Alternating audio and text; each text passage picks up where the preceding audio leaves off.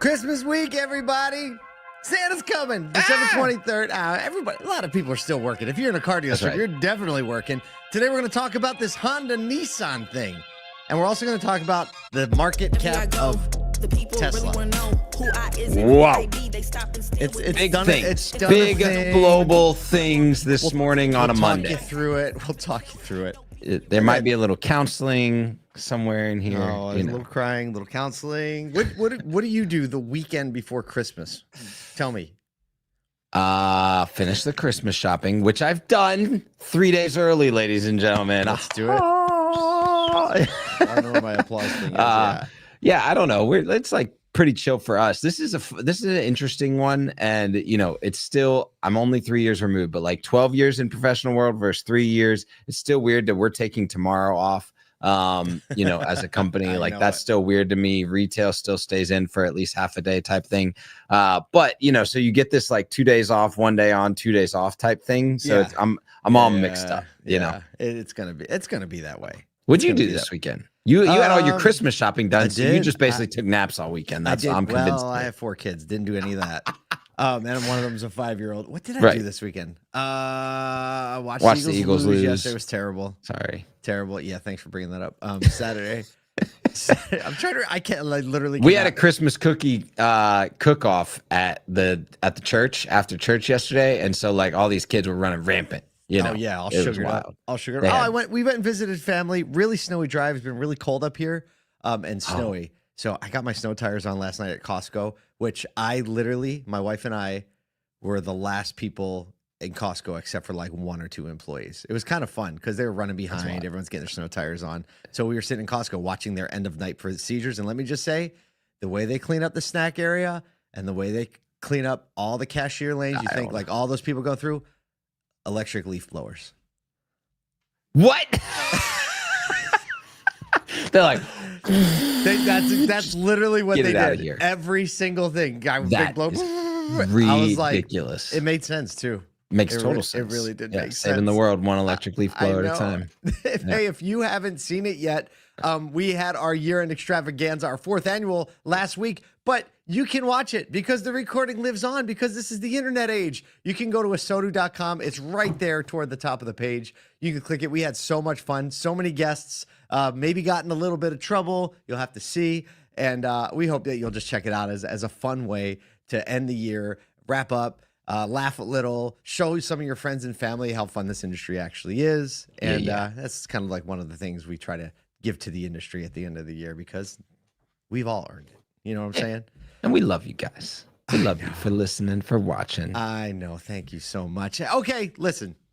Honda and Nissan, this is kind of the only real news circulating right now. Everyone's kind of Christmas break. Unless you're a Japanese automaker, Honda and Nissan are set to create now a unified holding company to strengthen their competitiveness amidst all these industry challenges, set to launch by August 2026. So it's not going to come really quickly. It's hard to merge that level of thing, like the number 1 and number 2 automakers in Japan. So basically, this is the combined entities looking to generate 181 billion in annual revenue, 19 billion in operating profit. Honda's going to take the lead in the new company, nominating the key executives and determining the strategy. Plans include advancements in EVs, software development, sales financing, and they're looking for measurable results by the year 2030. It's back. It's back. Well, we're kind of rounding the corner. Closer. Yeah.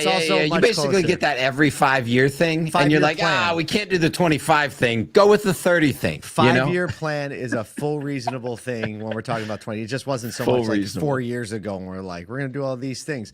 So basically, Honda CEO Toshihiro Mibe described the merger as critical artillery for competing by 2030. We have potential to be a world-class leading company in mobility. So it looks like this is happening. Yeah, this is definitely happening. I mean, there's been too many reports of it, and now the reports of like everybody shaking hands, standing together. It's on. Yeah. I think for me, obviously the clear winner in this is Honda. They clearly took the lead in the merger, and now are taking lead in the new company. They've obviously been someone that has been more resilient in the global like name and also just business strategy. But they're going to gain a lot out of the production capacities, the buying capacity of Nissan. You know, they're still both massive, even if they've seen some like hiccups in the Nissan world over the last 5 or 6 years in the US. Yep. Yeah, I mean, this will be a crazy partnership. I'm interested, you know, being from Nashville, where Nissan's headquarters, right? Like this will be interesting to see if, you know, Nashville gets like a Honda, you know, entity or element here, or whether it gets stripped out from. Where's Honda's North America headquarters? It's not as wherever it is. It's not as cool as Nashville. It got to be not. No, Honda. Honda. Yeah, you're gonna look it up. Well, let me say this too. You and I know a whole lot of Nissan dealers, right? So obviously, getting opinions, asking people how things are going, getting thoughts on it. We also know a lot of Honda dealers, right? And so some of the comments that have come out from the Nissan dealers opened my mind a lot to why the implications that this is having for Nissan dealers across the board. One of the things that you and I didn't really talk about last week, we're like, oh, this looks good, a little more stability.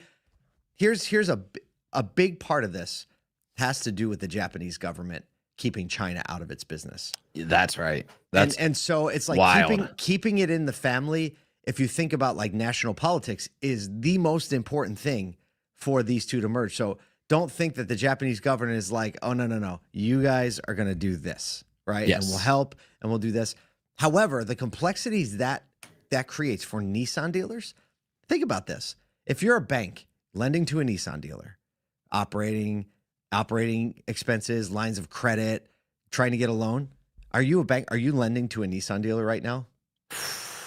No. Interesting. You're actually calling your Nissan dealer because, like, what's the store actually worth, right? Like, are they going to close stores? Are they going to, right? So you start thinking about, I'm also thinking on the credit side, like Nissan, like captive finance. I heard there was a deal on an Armada, 800 credit score, 10 grand down. They would not buy the deal. Really? It's like there's almost some fear in what's coming down the pipe, you know, and whether or not like the Nissan side of the business is going to hang on when you've got, you know, I mean, American Honda Finance is like an incredible finance arm, right? Yeah, that's an interesting take there. Yeah, it's wild. And what are they going to do? They have all this inventory on the ground, right? Yep. There's no incentives right now.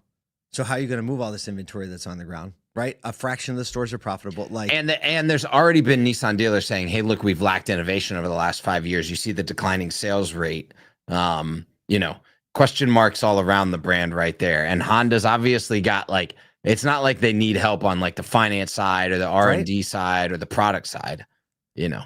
Right. So another question is like, what does this do for the Honda dealers?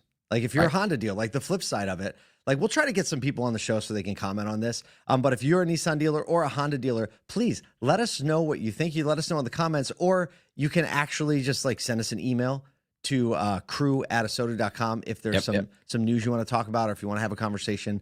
We'd love to just keep the conversation going, because the Nissan dealers, the Honda dealers, like we want to make sure. I have a feeling this is going to make it in the show over the next 3 years quite often as we see the updates and who's taking what position and what part of the deal. By the way, Honda is located in California, which means they're definitely coming to Nashville. Everybody definitely from coming to California Nashville. moves to Nashville. Like how many people They're that coming moved to to Nashville. in We the got last few years? like 8 headquarters that moved to Nashville from California. So you know that Honda's they're coming. They're coming. All right, you heard it here first, folks. They're like, wait, they're in Nashville? Like the rest of the Honda execs, they're in Nashville? Can we transfer? They're like, can I get? Are we on the still going to Nissan pay team? everyone the same? Yeah? Okay, sounds good. I'm moving to Nashville. Gosh, can you manage that? Your cost of living adjustments. It's literally what happens. It's unbelievable right now. It's wild. Speaking of unbelievable, Segue. this is truly unbelievable. This is nuts. So Tesla's valuation has soared to a new all-time high of $1.5 trillion with a capital T, following the 2024 U.S. presidential election, solidifying some dominance from a market cap perspective anyway, Tesla accounts for nearly half of the global automotive cap, exceeding the combined valuation of the next 29 automakers. My goodness. I know. The graphic we're showing on the screen is actually from December 13th, so it's changed a little bit, which is why it says 1.4 trillion. Key competitors like Toyota, 231 billion, BYD, 107 billion. Seem like, how are they that far back on market cap? It's crazy. Investors see Elon's close ties with President Trump as a potential boost. No kidding, especially with some anticipated corporate tax cuts. Their stock price is up 57% year to date. My goodness. Despite its production. They did 1.8 million vehicles in 2023, right? Toyota did 11.2 million vehicles. So back to this conversation, Kyle. Can we talk about how Tesla's not a car company, ladies and gentlemen? Can we just talk about that, It'd be please? fun to get that out every time we've said it. There was a little bit of a conversation over on Steve Greenfield's LinkedIn on a post I saw about your comment. Your comment was brilliant. My comment, I think, has almost as many interactions as the post, because it's like I have to remind people that influencer marketing through Elon Musk is the way that they go to market, and they know it, and they capture it via social media. And two, they're a tech company with SaaS options, with real estate, with infrastructure that other people are leveraging. They are selling back credits to other automakers. Like, they have an integrated, like, multi-vertical system that is not just a car company. And that's why they can get away with selling 1.8 million vehicles and having a market cap that beats the entirety of the rest of half of the industry combined. Of the industry, right? That's like craziness. That it's an unbelievable scenario, but you cannot look at them like a car company, because they have integrated multi-vertically like no other car company has, and that's how they beat the system. And so I mean, to make the comparison, at least it's not apples to apples, but it's pretty close. Speaking of Apple, right? It's like Apple are they a computer company? No. Are they a phone company? No. Are they a media company? Yeah. Are they a data company? Yes. Right. Like, are they collecting big checks from Google? Yes. Right. Apple. Are they an ads company? Absolutely. Right. So I think, like, when you look at that, like, no other automaker is even close to anything like that. Like, not even close. Yep. So, I mean, when the analysts are like, it's ridiculous, look at the volume. I mean, what are those analysts looking like? Are we now analysts? I guess we are. I guess we're kind of analysts. I think we're right. We're right on this one. When I think about the Tesla stock price, I never analyze them against automakers. I analyze them against companies like Alphabet, like Apple, companies that are multi-vertical, multi-product style in the market, because that's what Tesla has done. Like, they stand behind the brand that sits on the nameplate of a car, but they are so much more than that. Yeah. I mean, I'm sure there's some like things that are above my pay grade, and from like a stock analyst scenario, for sure, where you're looking at profit and how the curve should go. But I'm telling you what, even look at BYD. I mean, BYD is outselling them in vehicles too, right? By a ton. Yeah. So yeah, I don't know. So that's what's going on. I don't know if it's the right time to buy stock, hold stock. We would never suggest anything. We would never like that. suggest anything like that. But it's just something special. We're going to have an interesting week for you here on the show. We are going to be, look, we know everyone's all these different places. We're going to bring you a week full of snippets and fun to watch content. Yeah. So every morning still, we're going to have the show for you, and we're going to try to incorporate some of the fun stuff we've done over the year. Just a real fun 10-minute watch in the morning that'll get you laughing. You can listen to it in the podcast. So we hope you stay with us this week. We know you're going to be doing a whole bunch of other stuff. You're going to be with your families. You're going to do Christmas. You're going to be selling cars. You're going to do all these things. And we're just going to try to end this last full week of the year in a real strong way. So anything else, Kyle? What do you got to say today? Merry Christmas, everybody. Thanks for being with us. Get your presents wrapped. Tell your friends about how great the car industry is. Oh, by the way, more than cars, you can actually watch it on Tubi now. What? So we forgot. Watch it on Tubi. Do that. Why not?